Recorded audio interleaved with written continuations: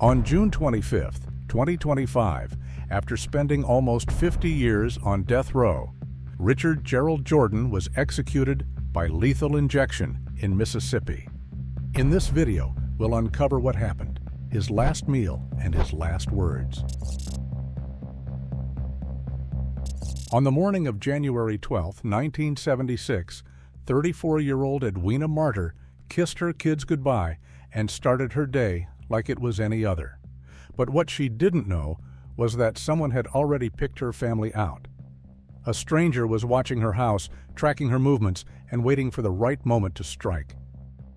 That stranger was 29-year-old Richard Gerald Jordan, a Vietnam veteran who had returned from 3 tours overseas with scars no one could see. By 1976, he was broke, unemployed, and buried in debt. He needed money, and fast. So he made a decision. He would kidnap someone from a wealthy family, demand a ransom, and disappear with enough cash to start over. He left Louisiana and headed for the Mississippi coast. But before crossing state lines, he stopped at a pawn shop in Baton Rouge and traded in his shotgun for a .38 caliber revolver. That was the last piece he needed. And when his parents asked where he was going, he lied, told them he was taking a physical for an offshore job. But he wasn't looking for work. He was hunting for a target.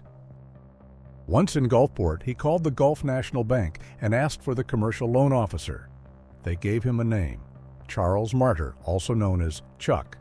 And with that, Richard hung up, flipped through the phone book, and found Chuck's home address.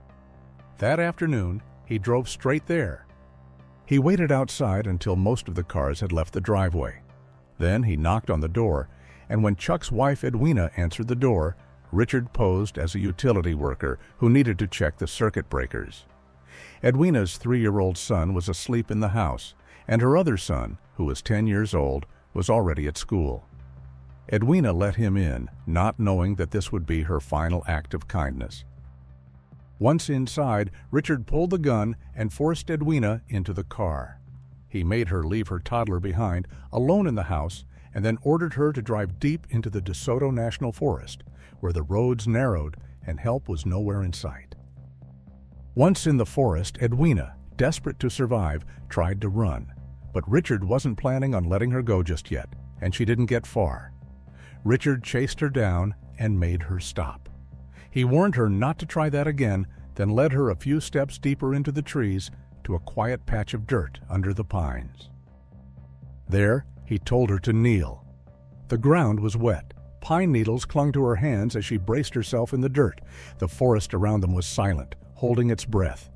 Then Richard raised the gun, and without a word, he pulled the trigger.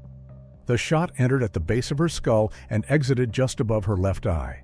It was over in seconds. Edwina collapsed onto the forest floor and died right there. After the shooting, Richard tossed the revolver into the Big Biloxi River. Then, without a second thought, he called Chuck Marter at the bank and told him that he kidnapped his wife, but she was alive and well, that if he ever wanted to see her again, he needed to pay $25,000 in ransom. Richard told him to wrap the money in brown paper and leave it on a blue jacket near Highway 49.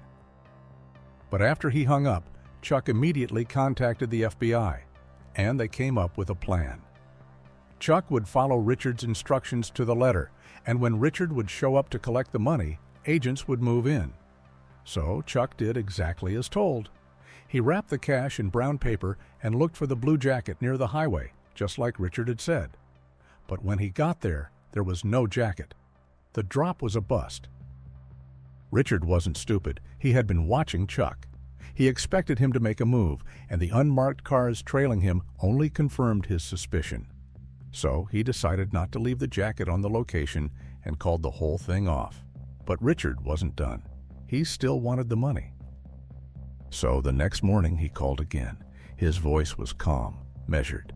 Again he told Chuck that Edwina was still alive, claimed she was asking about their sons, the 10-year-old at school and the toddler she had left sleeping in the house. He made it sound like she was okay, like there was still hope that she would return home. Then came the new instructions. He planned a different drop. Off the I-10 this time, and this time it came with a warning: no games, no tricks. If the FBI showed up, Chuck would never see his wife alive ever again. Richard thought that threat was enough to keep law enforcement away, and this time he did place the jacket. But Chuck didn't hesitate. He called the FBI again and laid everything out: Richard's new plan, the drop location, the timeline, and agents moved fast, trying to beat Richard there to catch him before he panicked and vanished again. But Chuck didn't wait. He drove out alone, just like before, and when he got there, the jacket was already there, just like Richard promised. Chuck didn't hesitate. He placed the bundle, $25,000, sealed tight, and walked away without looking back. Nearby, 2 agents were already waiting. They watched Richard show up, grab the cash, and take off. The chase was on in seconds.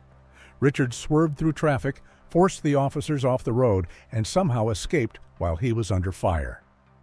He ditched the car in a crowded shopping center and buried most of the money in the woods. Then he kept just enough to buy new clothes. He changed outfits, called a taxi, and tried to disappear. But he didn't get far.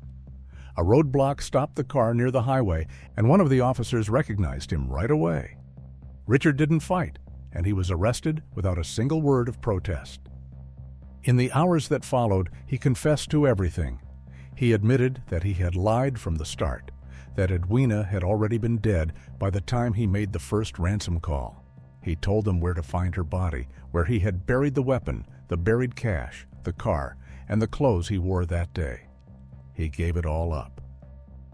But how did it come to this? Richard was born in Hattiesburg and raised just down the road in Petal, Mississippi. He was adopted into a working-class family, one of several kids in a small, modest house. By most accounts, nothing about his childhood stood out. After high school, Richard joined the Army and didn't just serve. He volunteered for one of the most dangerous jobs in the Vietnam War. He worked as a helicopter mechanic during the day, and when they went into combat, he took on one of the war's most dangerous roles: door gunner. He was firing from above, killing from the sky. And he saw everything: villages on fire, bodies in rice fields, friends who didn't come back. Vietnam didn't just change him, it broke something inside.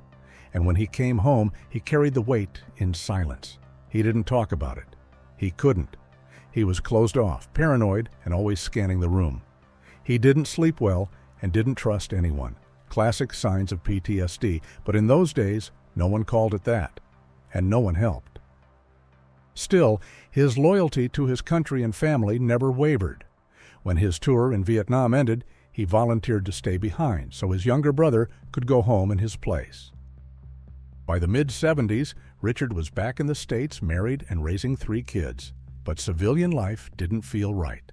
He struggled to find purpose outside the structure of the military and preferred being near bases where things still made sense.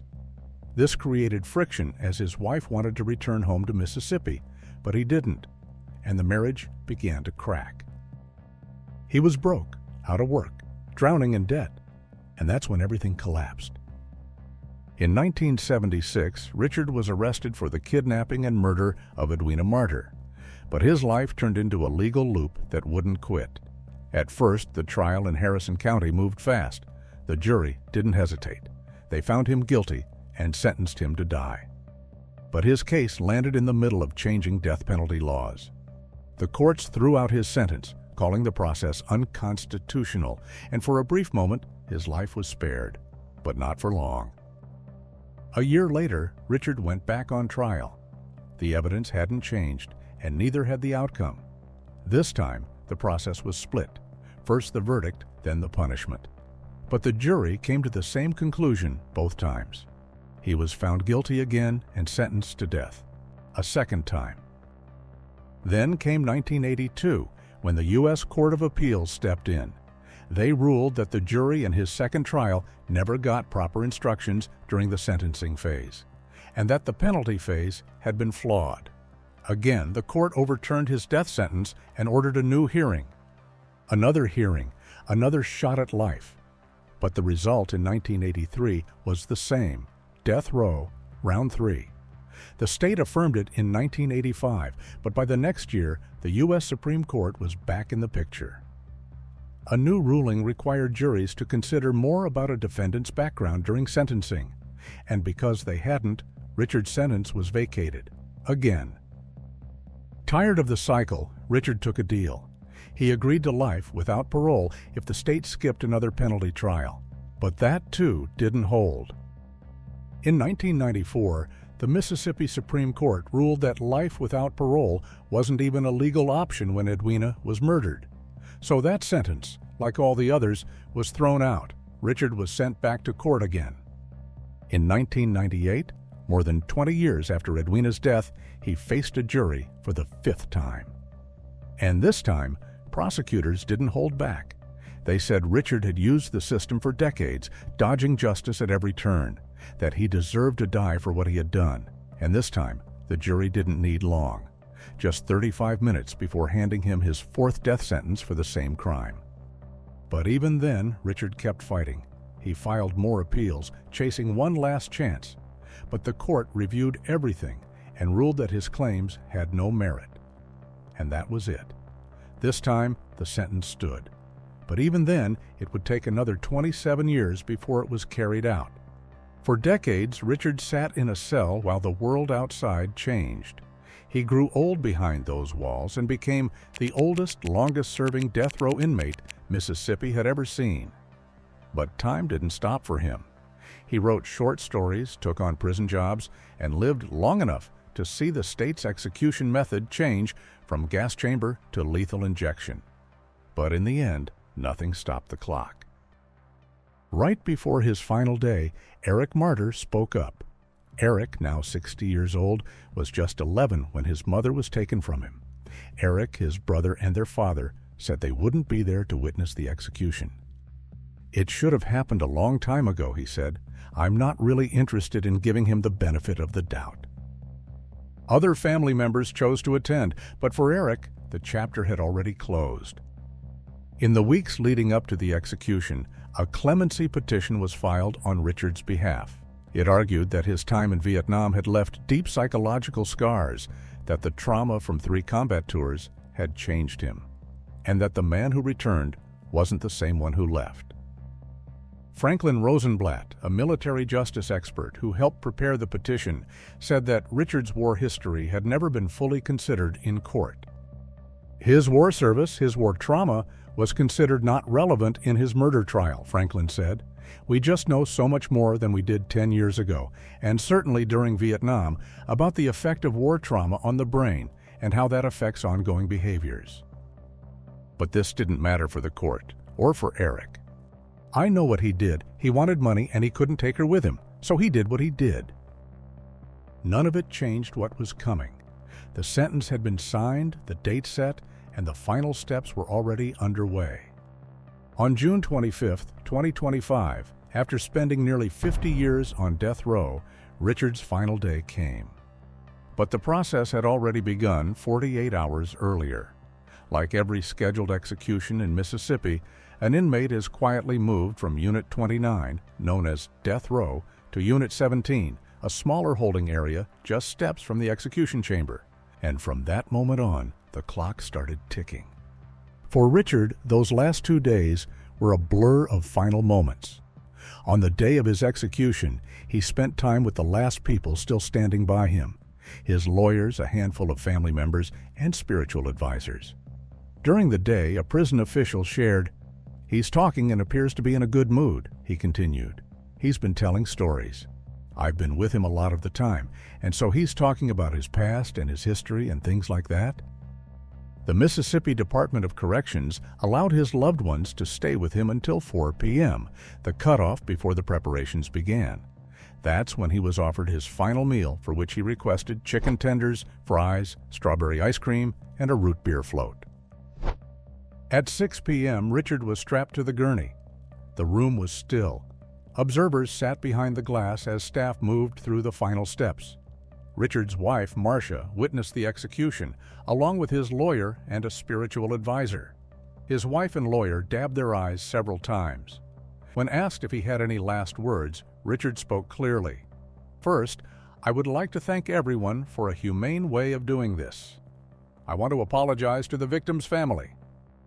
He also thanked his lawyers and his wife and asked for forgiveness. His last words just before the drugs flowed were, "I love you very much. I will see you on the other side, all of you." After the first injection, a staff member checked his consciousness. Once they confirmed he was no longer responsive, the rest of the process moved forward. By 6:16 p.m., he was pronounced dead. Richard Gerald Jordan was 79 years old.